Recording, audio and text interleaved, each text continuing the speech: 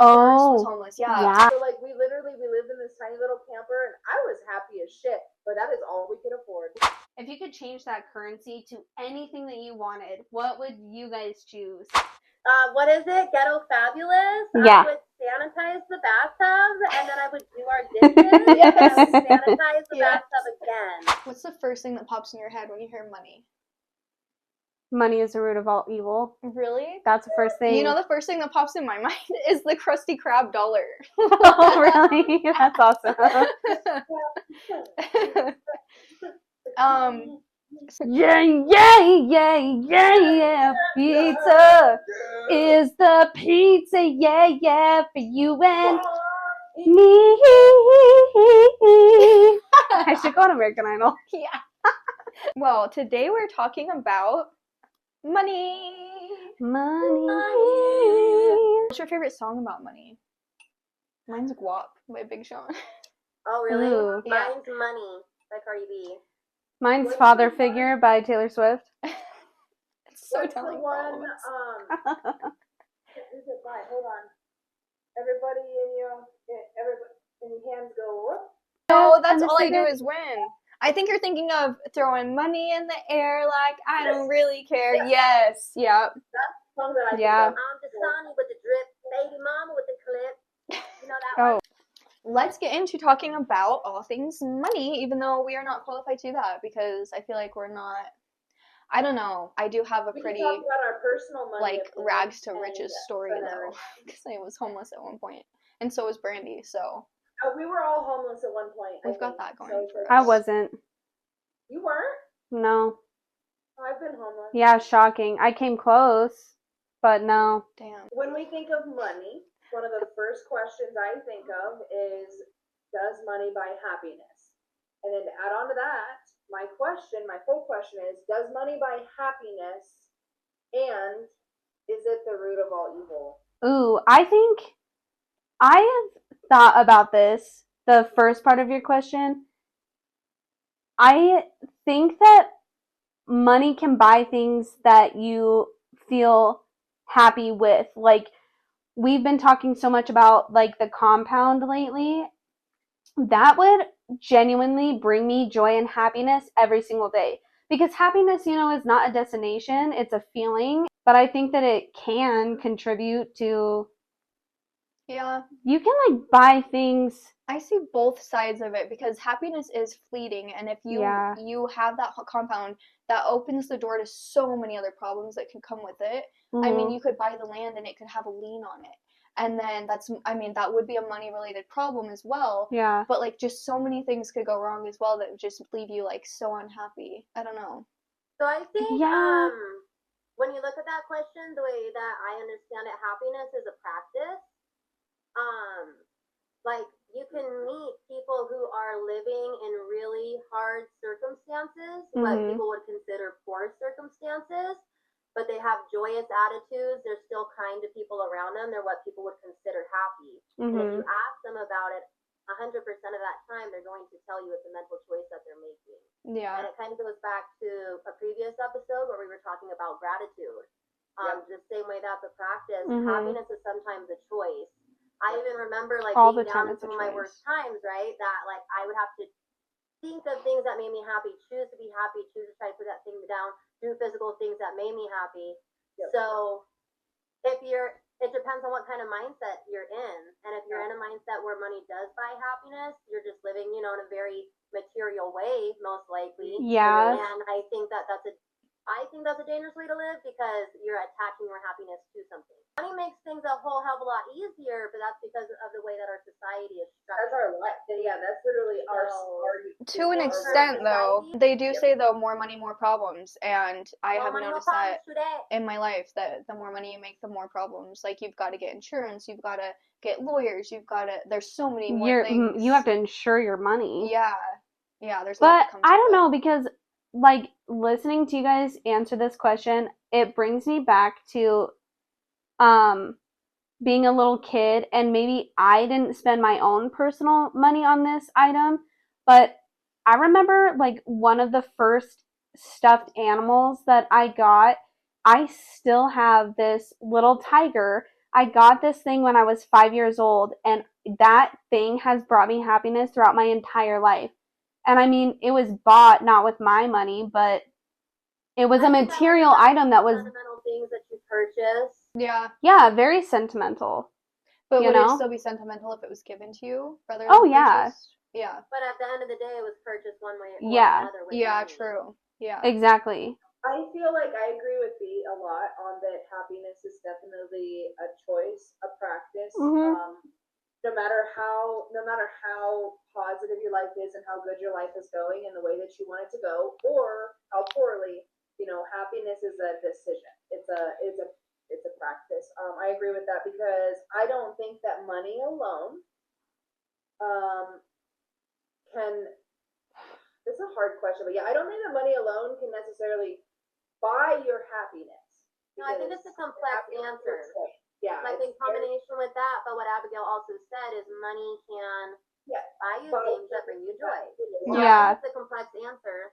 Like vacations, like money buys you vacations, and vacations bring you a lot of, like, they truly bring you a lot of happiness, but memories. Oh, too, yeah, like, absolutely. Our ranch, our frickin' ranch. Yeah. Okay, costs money to keep and to run and to maintain and to buy, but that freaking place, that property brings me so much, like that property alone. Like I can be having an absolute crap day, shit day, and I can go out to the ranch and I can sit down and I can listen to the birds, I can look at the mountains, I can watch the elk coming to the water, I can watch the deer, like I can everything. Mhm. That alone makes me happy. But I would Well, I think that too, though, like, I think that because every single one of us has experienced being broke as hell at points in our lives. So when we experience like where we're at now and how far we've come, and we do have a better income than what we have ever had in our lives,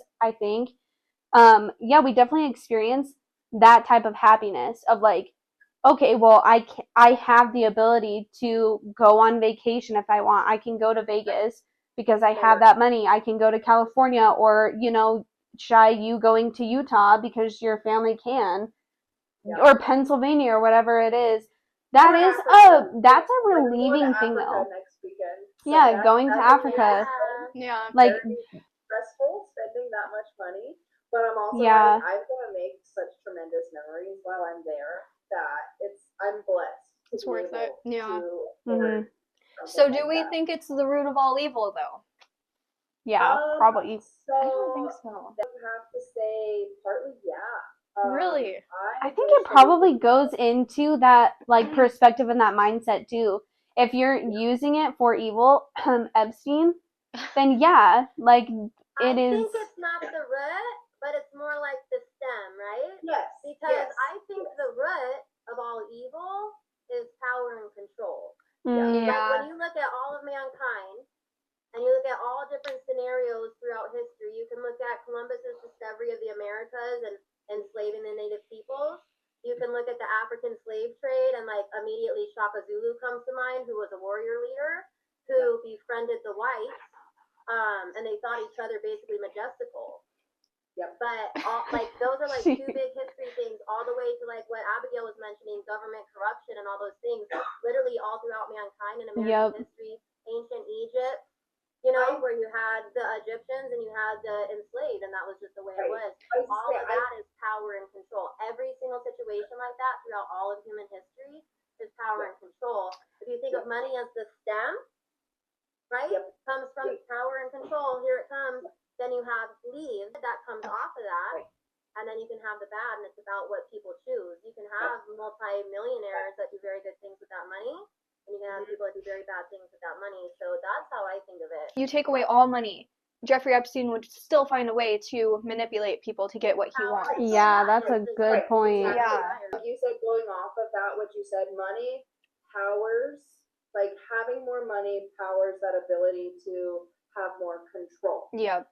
So certain people have unlimited money, so they have that feeling of power and control. So with that amount of money, with an endless supply of money, you can do a lot of really great things, or you can do a lot of really awful things. Yeah, they can And abuse it. so, Yeah.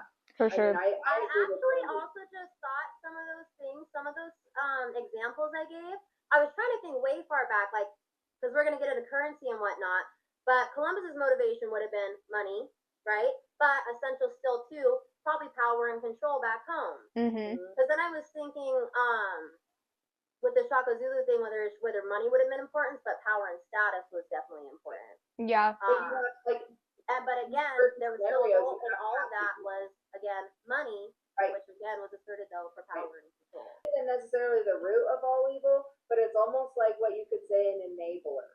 Yeah. Evil. Yeah, that's a good word. Yeah. So people who use this to gain massive amounts of power and control, this kind of leads me into my next question. Do you think that people who gain massive amounts of money have to be corrupt or bad to get it? No. Not at all. I don't think so at all.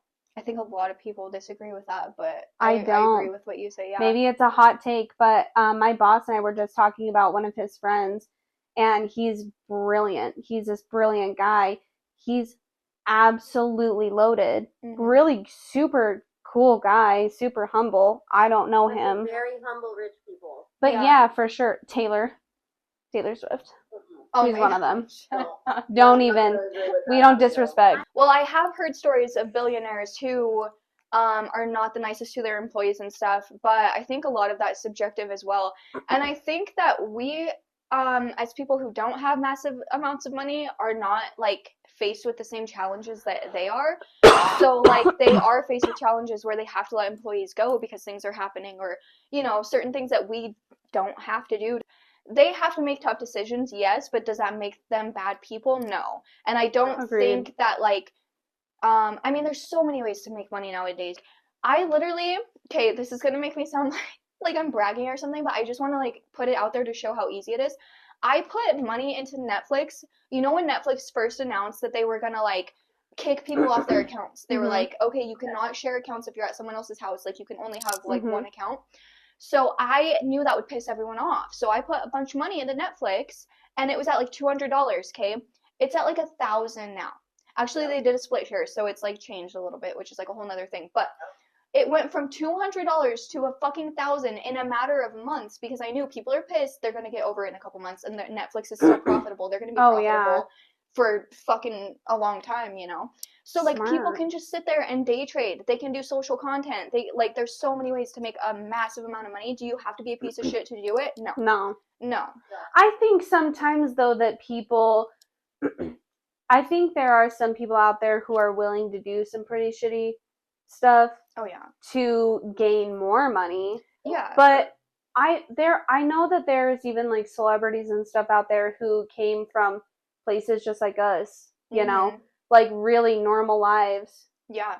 So somebody that comes to my mind, and they're not like a super incredibly famous person. I started listening to this podcast years ago now, the HWMF podcast, which stands for Hardworking Motherfuckers. It's Seth Feroce, who and his best friend, so Seth Feroce was a bodybuilder. He started out as just a bodybuilder, and then anyways, him and his best friend and a couple other guys decided to literally spend every dime they had into making apparel, like making apparel for people, workout apparel. Okay. And then that turned into this podcast, and then it's turned into supplements, like supernatural, healthy good supplements for people, for like, you know, your protein powders, all of that shit. Anyways, they started out with nothing. They spent every single penny they had to put into starting this business. And then what they do, and then the podcasts and everything, like I listen to their podcast as almost a motivational podcast, because what they've done is phenomenal to me.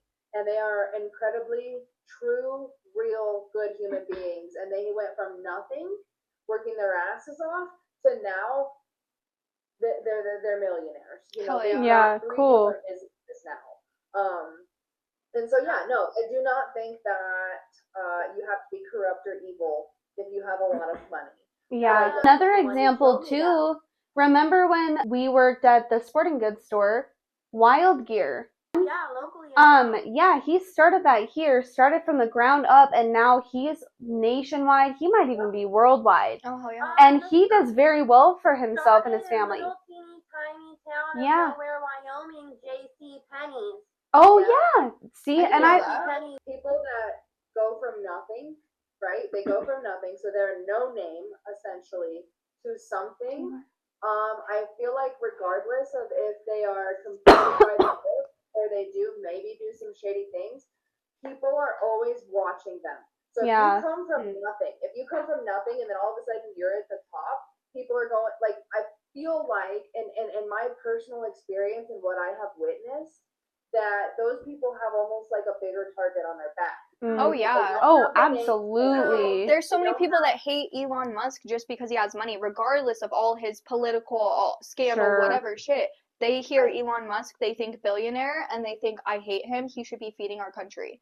Why have a pretty well-known celebrity that actually is local now, and he is like even worldwide like a controversial figure, loved and hated.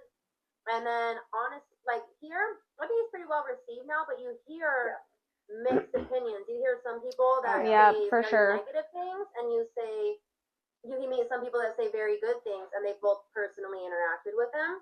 And I think that kind of comes with just anybody, but for sure. Money, that's definitely exaggerated. Yeah. Oh yeah. Absolutely. It comes from the mindset of the people that are watching. So the people that are seeing these things and the people that are watching them rise or whatever, it's all a mindset. That's really what kind of the root of most things comes down to is a mindset. So it depends on the person that is looking or the person that is judging. It depends on what mindset they are in at that time that they are seeing these things. People that come from nothing get a little bit bigger of a target on their back. Yeah, it's all projection. In a different way, though, you know? Yeah, in a different way for sure. Yeah, because people that do have the big name and they start off with money and then they grow and then they get higher, you know, then people are like, oh, well, you just had everything handed to you. Yeah, so that's a really good Hate point. the Nepo babies, like it's their fault. Yeah. It's like, look, if you have that type of advantage in your life, I would take that. You can't tell me that nobody else would be like, let me turn down this movie opportunity because I have an in. Yeah. Like, that happens here. Like, that happened with me in my current job. Like, somebody that I know recommended me. It's the same concept, you know what I mean? No, I've never understood that. Yeah, so I think that's dumb too. If I had this thought when I was brushing my teeth this morning, if you could change what type of currency we use, not even just here in the United States, but like globally, if you could change that currency to anything that you wanted, what would you guys choose? I have two answers for this, but I'm curious about your guys' first. Just for fun or like serious? Yeah, just for fun or serious, whatever you want. Make it something totally obnoxious and giant, to where if you like had to buy just a loaf of bread, you had to like haul in a fucking giant, I don't know, fucking suitcase, brick, fucking something. Bricks. Just that's to currency. Buy Is that your answer? Yeah. Wouldn't pressed flowers be pretty money? Oh, that would be pretty. That would be cool. Pressed flowers. And shit, you just crumble it. Yeah, but then everyone would just be picking flowers and there would be no flowers. So you'd have to replant them with your currency. Yeah, but then people would be like robbing our currency. We'd never have flowers. We'd all die as a human race. That's just yeah, but what about like the more rare flowers you grow? If you just pick the flower and you just break the stem and pick the flower, you're not killing the plant. No, there's still roots. It's still gonna grow into another flower. It's like a continuous wildfires. Not all of them. The fuck did you just say? All flowers. What did you just say? Wildfires. You're not. That's a currency. So an annual plant, yes. An annual plant's gonna die. And it's not gonna. I'm playing devil's advocate with her currency. I'm like, it could all get burned to the ground. Oh yeah, like someone sabotages your currency. It's a natural resource. You can't do that. So my first thought about that is I'm actually serious. It's not just for fun. But I really honestly think that if I had the choice to pick any currency, I would go back to goods and services. Oh yeah, I So knew like, one of them was gonna say some shit if like I that. need bread, I'm gonna go to somebody else, and I'm gonna be like, I have this jewelry, or I have this, you know, Jury. or I have a bow. I have a bow that I have made. Can I trade this for a loaf of bread? Yeah. Yeah, well, when I was looking it up, it actually said the reason that we went away from trading goods and services was because not everyone wanted what the other person had. So, like, if someone was like, I have a goat, or I have a goat and I want to trade for your fur, and you're like, well, I don't want a goat, then your goat was useless to them, right? But if you say, I have, yeah, to that one person, yeah, but if you're like, I have this money and you can use this money to go For buy anything. for somewhere else or whatever you need, then the money is just, you know, like that's what the whole reason that currency came about. Hmm. I don't know. I really go back to, I just wish that we could go back to times where money wasn't totally a thing and we could just trade things, because in my brain and the way that my brain works is somebody will always need something and somebody else always has something that you need. Yeah. So like, True. yeah, maybe that person didn't need a goat, but go find another person that does need to go and has loaf of bread, you know, to go back to that, you know what yeah, and I then don't know. that's just a I cycle. just feel like, because I feel like in my brain, the way my brain works, that I'm like, okay, if we have goods and services, so either I'm going to do work for you or I'm going to trade something with you. There's always somebody out there that can do that or has that. And in that meant, in my brain, it drives more people to be motivated. It drives more people to be self-sustaining in a sense of, you know, certain things. I just go back to the way I believe things used to be. Oregon Trail. So, like, I know money's been a thing for a long time. Like, I understand that. But, like, I really just go back to thinking of, like, traders and trappers and hunters and gatherers and, you know, like that kind of thing. Oh, yeah. I feel like that was a little bit more of a simplistic life, too. Yeah. Right. I mean, in a sense. In a sense. Because it was more hard labor, I feel like, but the rewards were. People need to be able to work. I feel like the human race was literally designed to work and do things. We're not meant to just sit on the couch all day and watch TV. You know, like, we're meant to do things. We have the brain power, we have the intelligence, we have fingers, we have hands, we have the means to do so many different things. Money, in a sense, almost inhibits those things, right? My two currencies would be like gems or crystals. That's one of them. And then and this is no logistics incorporated in this, but seashells as well. What we were just talking about and what I said kind of goes into my next question, which is, does motivation and drive directly correlate with money earnings? No. Well, I don't think so, because I've seen people that put a lot of motivation and drive into simple tasks like doing the dishes, doing laundry, things like that, which are not simple, okay? Like, those are care tasks everyone has to do. They're not fun and they are hard.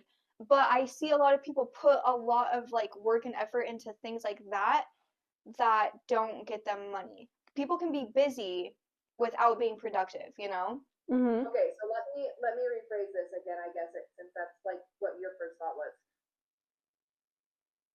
When I say does motivation and drive, what I mean when it correlates to the money earnings, I mean like motivation and drive to earn money, right? So does high motivation and high drive correlate directly to earning money? I think I would say yes to that, because you look at like what we were talking about, these people who are billionaires, millionaires, whatever. I feel like that does directly correlate to how hard they've worked, and you know, regardless of any shady shit they may have done to get there, let's just look at people who are hardworking, who have the drive, who are tenacious in their endeavors. They have that dream and they don't let that go, and they are actively working to get there. So yeah, I absolutely think like these people haven't just fucking sat around. Yeah, I think so too. I think it's also kind of along the lines of how we were saying, like, happiness is fleeting when I said that. Like, motivation is fleeting as well. I think there's a lot more than just motivation and drive that goes into staying consistent, working hard, making the money, because when you're not motivated, you still have to. Oh, yeah. But I think it is directly related to making more money. I mean, you work harder, you make more money. Nipsey Hussle always said, success is when opportunity meets preparation. So you have to have both those things, and you're not going to have preparation if you don't have motivation and drive. Yeah, absolutely. And the most prepared person has the most likely opportunity for success. But like Courtney already said, you can have a very motivated, very driven person, puts a lot of passion, time, money into things, never become successful because they haven't met the proper opportunity. Sure. Yeah, but those people are actively seeking those opportunities. They're going to seek out this opportunity whether it works out or not. Okay, that one didn't work out. They're going to go to that next one. They're just going to continuously do that. Yeah. You know? Yeah, and that's not motivation, that's consistency. Yeah, that's consistency. People that do that, and there's been so many people that have done that and are not successful. Yeah. But at the same time, a lot of very successful people, that is exactly what they do. Oh, for sure. So I have like the personal experience in the sense that my husband and I run our own. We have, 2 different businesses that we own and run with the Longhorns and then with the hunting. Nothing was given to us. We did, I say this, we took over my husband's father-in-law's hunting name. Okay, we took over the name, right? So instead of him selling everything out, we were like, no, we want that. So we bought him out. My husband and I bought him out. So now we own this hunting business. With that being said, it was an absolute shit show trying to restart everything. Sure. There had been a lot of mistakes that his dad had made that we had to recover. And then there was a lot of bills that his dad didn't pay that we were now in charge of covering. So with that being said, there is no way in freaking hell that we would be successful right now had we not worked our damn asses off for it. Yeah, and you continue to do that like every day. All year round, like no days off. You guys are kicking ass. Everybody thinks that because we're a hunting outfitter, we're only busy during the hunting seasons. No. For one, Colorado's hunting season is 3 months. Okay. For 2, on top of that, all of those every other month in the year, besides those 3 months of hunting season, we are digging ponds.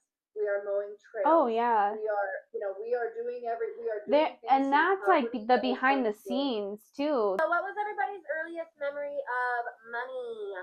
My earliest memory, I specifically remember I had a piggy bank, and every time we would go out to the store, my mom would ask me, do you want to bring money and buy something? And I'd say nope, because I would just save it.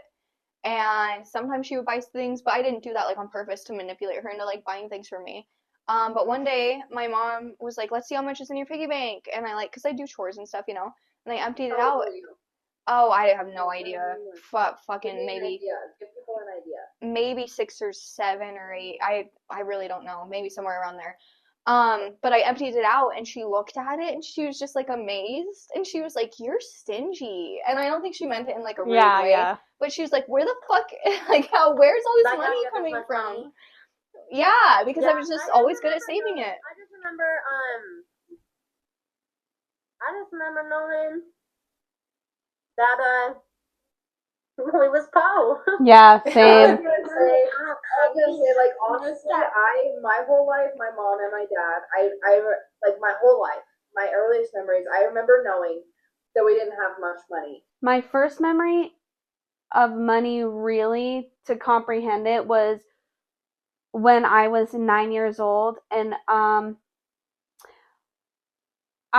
my grandparents' house, my biological mother's side, we got our license to drive the riding lawnmower, and usually you had to be a certain age to drive around their 5-acre property in Colorado. Huh. And so I was the youngest one, right? Was it like something they made up, or is that a thing? No, it was just like something we made up. It was just in the family. Like if you had privileges to ride the riding lawnmower, like that was fun, and we would just play, you know. Well, I was 9 years old, and I'm short. I'm a short person. Mm-hmm. At 9 years old, I passed my my driver's license test, well, I was going from the shop to the house, and I was going really fast. Well, I couldn't reach the brake, and I ran into my grandparents' garage, and it cost them $500, and I had to work it off. Okay, that's not bad though for property damage. Only $500. For a garage door? Oh, they were pissed. My grandma. When we were younger, $500 was a lot of guys. Oh yeah, that was crazy. Yeah, And I remember I had to work it off, and that was my first concept of like what it meant to work off money. Was I had to go. They had a trampoline, and they lived out in the country, and they had a trampoline, and you could undo the trampoline. It was anchored down. You could move it, but my punishment was to take these like hedge scissors. You know what I'm talking about? Yeah. And I had to go underneath the trampoline with these ghetto dull like scissor things, and I had to cut all of that. I had all these different chores that I had to do because I had to pay off that $500. Do you think that made you develop a good relationship with money or a bad relationship with money? I think it was probably beneficial because I needed to understand that there were consequences to my actions, even though I didn't mean to. Like, still cost them money. Yeah. And in my brain, $500 was like $1 million. Yeah. I'm like, holy shit. I tried to play it off though that like I didn't do it. That's a whole other story. We can get into it in another episode, but that was probably my earliest, and then it just went downhill from there though. Late all throughout my life. Okay, so I want to ask my next question, my last question, which is, what is your most chaotic broke story? As an adult or in general? Just probably in general, like the time that you were broke and it was like so just chaotic, upsetting, horrible, all the things. Well, like my first thought goes to like my hardest time. Like obviously we've all struggled, at least as far as like I've struggled, my family struggled with money my whole life. My most chaotic would probably be when my sister was living in Casper, in Wyoming. Well, we were living on the north side. And so the only thing that my sister and I could afford was this tiny little house. Okay, it was a trailer. Actually, a camper. A camper. Anybody backed right up to it and fucking hauled it off, right? Okay, but it was a house, and we were paying for it, renting it as a house, or So like we lived in this tiny little camper, and I was happy as shit, but that is all we could afford. And we weren't allowed to have a little camper, tiny little thing. You were like 3 houses down from me and B. Okay. Mind you, this is an area of town that is known for having higher crime rates. Okay, I say this, but it really is. It was the ghetto. Anyways, we're not allowed to have dogs, not allowed to have anything, right? So my sister and I obviously had dogs, and didn't say anything about it.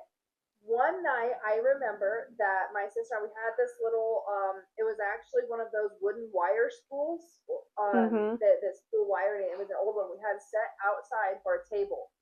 My sister and I would drink our wine every night outside. We'd sit outside and we'd drink our wine. We go in the next morning. We only drink white wine. Okay, that's all we drink. We didn't have any red wine even in the house. We go out the next morning and there are our 2 glasses of wine that we had emptied and just left out there, filled with red wine. So somebody at some point in that night had sat at our table and drank wine or whatever the fuck, I don't know. So anyways, yeah, that's probably my biggest thing. The landlord was definitely a fucking slumlord, just trying to get money out of people, whatever. But he actually found out we had dogs and then kicked us out. But anyways, that's probably my most chaotic one. 3 houses up. Yeah. Size camper. Yeah. That was as she's talking about that, I was thinking about our situation. Our house that had no bedroom doors. Yep. My room had no closet, so technically wasn't even a bedroom. Yours was a closet. Your bedroom was a closet. Yeah, like a walk-in closet. Yeah. And Abby's room had this funny, weird little closet in it. The only door in the house besides the like entrance doors was the bathroom door. We did have a bathroom door. Yep, we did. The bathroom came in really handy when our sink backed up, which ended up being a clog in the main line. And we asked our landlord to fix it for like 3 months, and she just kept telling us to pour boiling water down the drain. And also, you should mention that they specifically told us that we could not hire anybody to come fix anything. Yeah. We couldn't have our boyfriends come and fix anything. They had to be the ones to do it. That's so stupid. And we asked them for months. So I would every little bit, because like we would use the sink just barely little as possible, but eventually it would fill up. It would not drain at all. And so then I would get under there and I figured out how to do all the shit and like shut the water off and drain it. But even when I would drain it, there's like a shit ton of water. And that was when our bathtub doubled as our sink. And I would what is it? Ghetto Fabulous? Yeah. I would sanitize the bathtub and then I would do our dishes and I would sanitize the bathtub again. And so our bathtub was our sink also for like 3 months. And we have a lot of other stories we go on about that house, but that's just a basic rundown. And then shortly thereafter, I moved to Rapid City and began a 10-year journey of being financially abused. And mentally, physically, all the abuse. But it's really important to note that like financial abuse is a big component of domestic violence that a lot of people overlook or don't understand. Mm-hmm. And at one point we were just hard up, like we were really hard up. I would have to figure out how to like heat up water, how to brush our teeth, how to flush the toilet. And I would always figure it out, but I had to be... You were heating the house with the oven at one point. I've done that before. I got really good at heating the house with the oven, because we were without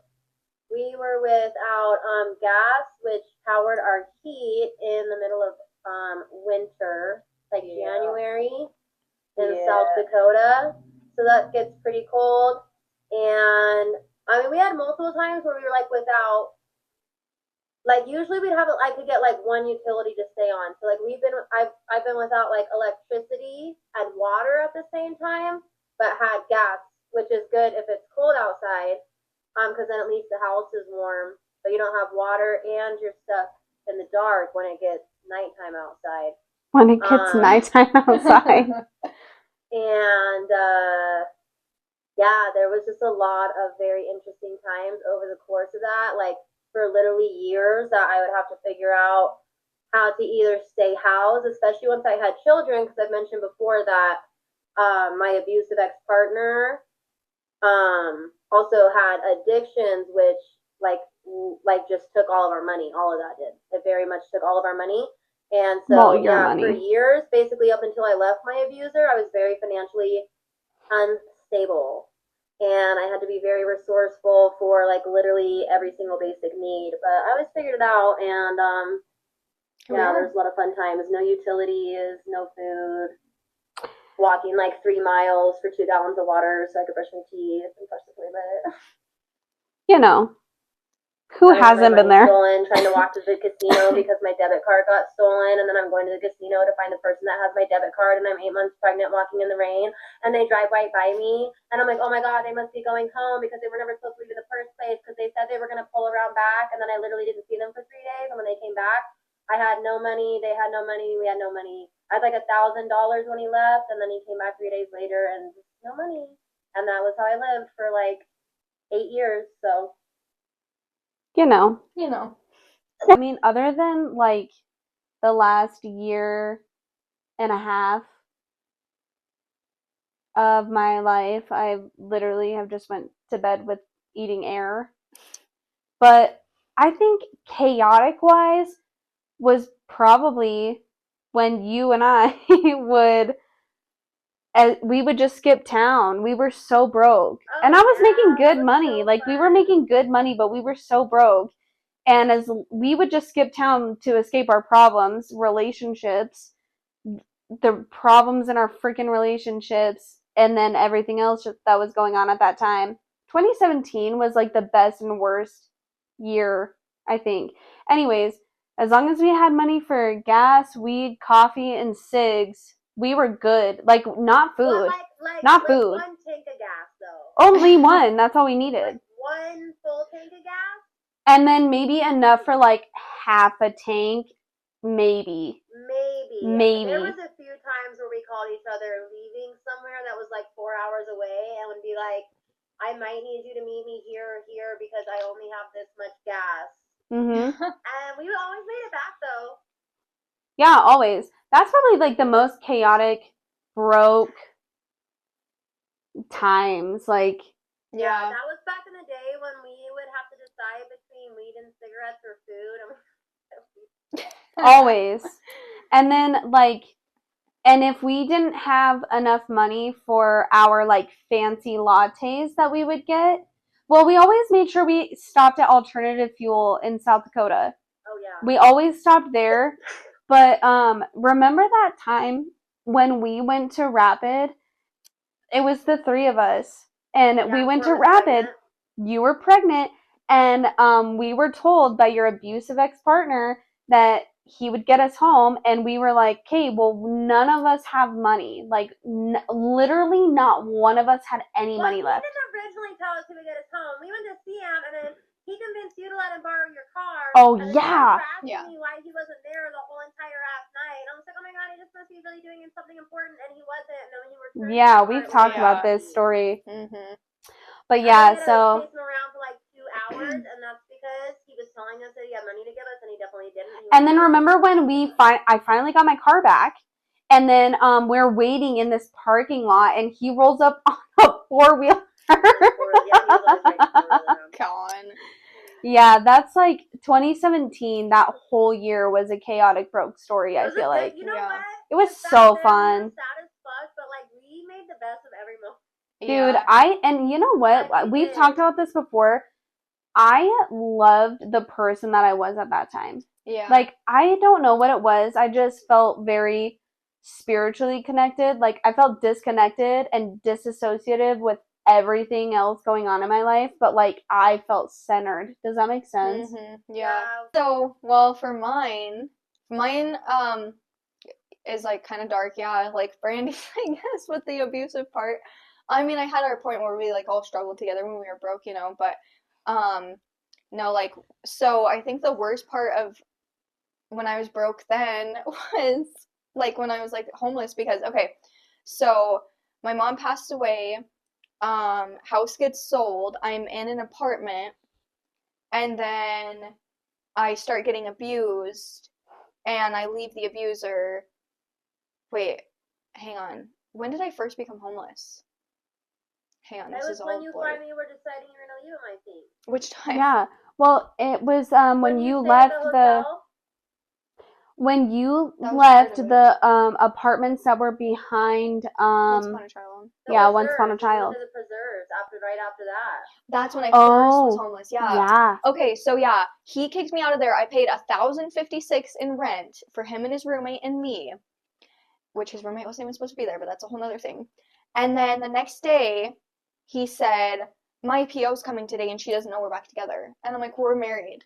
And he's like, well, you can't be here because I haven't told her we're together. And I'm like, I have nowhere else to go. Like, are you really like kicking me out? And he's like, yeah, you can't be here. Like, all your stuff needs to be gone or I'm going to get revoked. And I'm like, well, he can't get revoked. Like, oh my God. And then it turned into a whole, like, he was actually breaking up with me for the 10th time, even though we were married. And so I had, my friend, because I had already stayed with you guys a few times, or no, you guys were. No, I had, what was I doing at the time? I was like giving you tough love because yeah. I told you, I've been keep enabling you, I felt like. Yep, and so I called my friend and she came and helped me move my stuff out.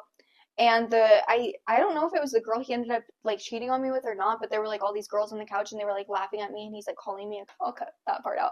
Oh but God. and I'm like, yeah, just like. You do not have to cut that out.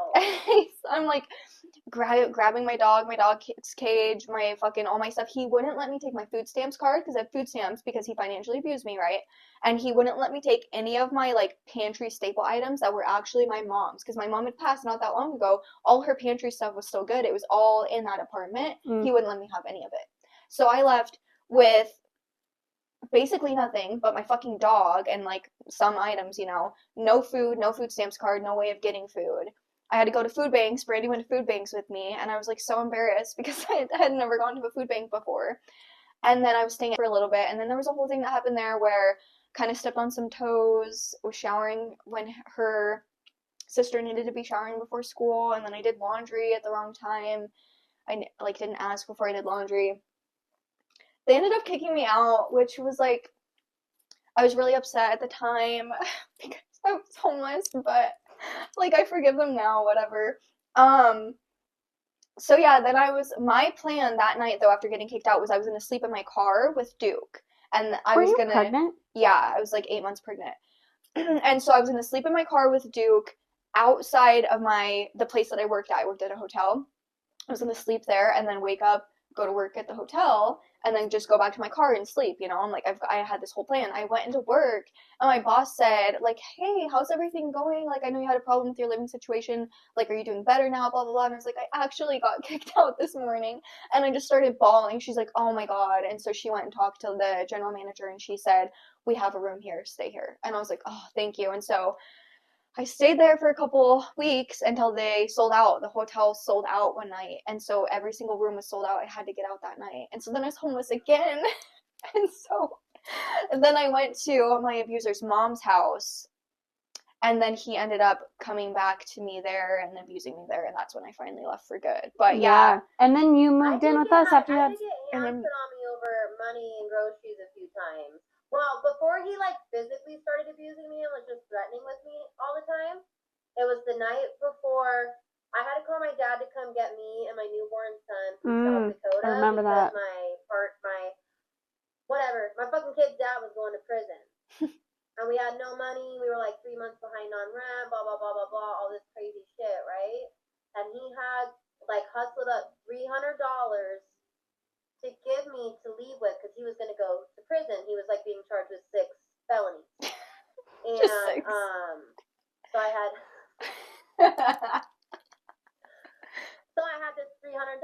Well, I always had to hide money because he would even like if he gave it to me and took it, if it was like my paychecks, he would take it. Like money was just always gone, and he would find my most best hiding spots. Like I would have like different picture frames and shit. Never gonna find it here, and I'd go to get it. So like, haha, I have grocery money gone, right? Like all the fucking time. And it was the night before. He had cameras in the house. Oh yeah, 100%. Because he was gonna go to prison. And he was demanding this money, and he knew I hid it, and I wouldn't tell him. I'm like, he was all high, The part. Cut that out. He was high on drugs and was demanding this money, and I wouldn't give it to him. And I'm like trying to convince him that he needs to let me keep the money because he's going to prison. I have nothing. I have his son, and I'm leaving the state while he goes to prison. He can't have the money. And he was like threatening to knock me out. And like he's a really big guy and I'm a pretty little person, and I just remember cowering on the floor while he was screaming at me, fucking telling me he was gonna knock me out, dude. And I'm like begging him, no, please. And I had it in a coat pocket in the coat closet, and I got in there and gave it to him, and I fucking was just laying on the floor crying. I don't know if I was crying. I think I was more crying that I had to give him the money, but I was also really scared, and I didn't know why he was telling me he was gonna knock me out. And the other time, it was the first time I ever called the police, and I lied to them. I lied that he didn't put hands on me because he had told me before that if I ever called the cops, that he was gonna kill me before the cops could get there. And it was over the groceries. We had made a car payment that day that he had to borrow money from a friend for.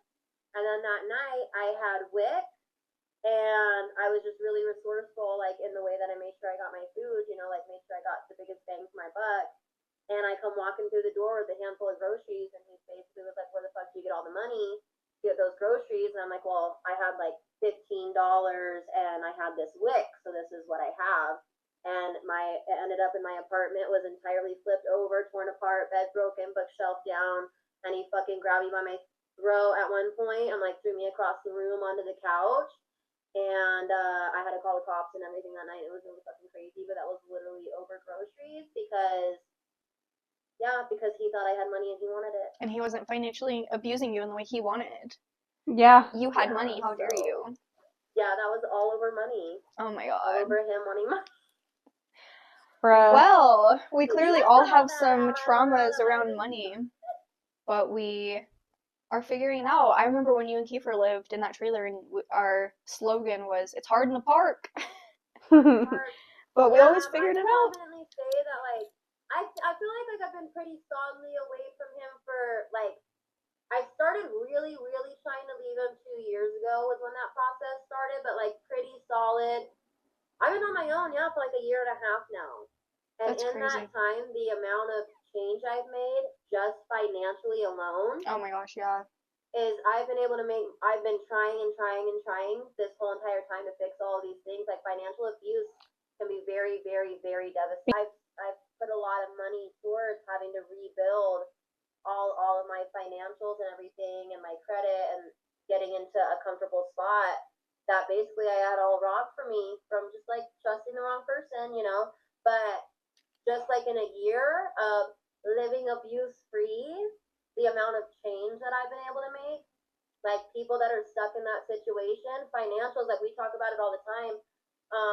Financials is like the biggest thing that keeps women in abusive relationships. Mm-hmm. Especially when you have children and you are first trying to figure out how you're going to do that. It's the financials. I know so many people that have not left their abuser or will not leave their abuser because they don't know how they're going to survive financially. And it's a really, really scary thing. And it's one of those things you just have to do because once you do it, and it's hard and you have to put a lot of hard work into it, but living abuse free, yeah. That was never Worth my it. situation because he never had a job, so I didn't have to worry about finances from him supporting me. It was always my job, my Well, or money, my even just car. stealing from Mine you. was, like, I Well, yeah, there was always definitely worked, financial abuse, and but he just like literally would spend my checks, like would lock me out of my bank accounts. Like yeah, I've talked about before how the night I gave birth to my daughter, he like literally spent all my money and overdrafted my bank account. yeah. And I'm the one who has to pay that. You can't just call the bank and be like, so I was financially abused and my Mm. partner spent all this Which money. you tried to do. Yeah. You tried to Yeah. tell them, like, hey, Yeah, but I think you this backed out of isn't, I'm it. not even married to You this have person. to pay that. They don't have to do anything for it. No, which is And so wild. especially with like modern technology, he takes like small loans out in my name because he lives with me. He has my driver's license. He has my social security card. So like a lot of online things will want like a photo of that as proof. Okay, he has that. Like in the form that I had it, it was essentially identity theft. Like that's Oh, what it was. 100%. Yeah, And I'm the one who's had to pay to fix it. And there's just nothing that the user just gets off scot free for it. And yeah. Money can be traumatic, I think. Money can be traumatic. Money can be a great thing. It doesn't necessarily mean that it's the root of all evil, but I think the worst experiences that you have with money can motivate you Mhm. if you have the right perspective to come out on top, which we all have. I mean, there are days where we still struggle, but compared to Oh, where yeah. we are so much better. And we're Oh, yeah. I would take where I'm at in my life right now over anything that I've experienced in the past, whether I've had copious amounts of money or, been broke as hell. Yeah. It's just really how you look at it, and money can be a great thing, money can be an evil thing. Yeah. Just whatever you want to do with it. We want to know what you guys think. Do you guys think money is a good thing or a bad thing? The root of all evil? Can it buy you happiness? Are you happy because of money? Do you have any traumas that are hilarious over money? We would love to hear. Let us know. And we will see you next time on Traumatic Comedy. Bye. bye.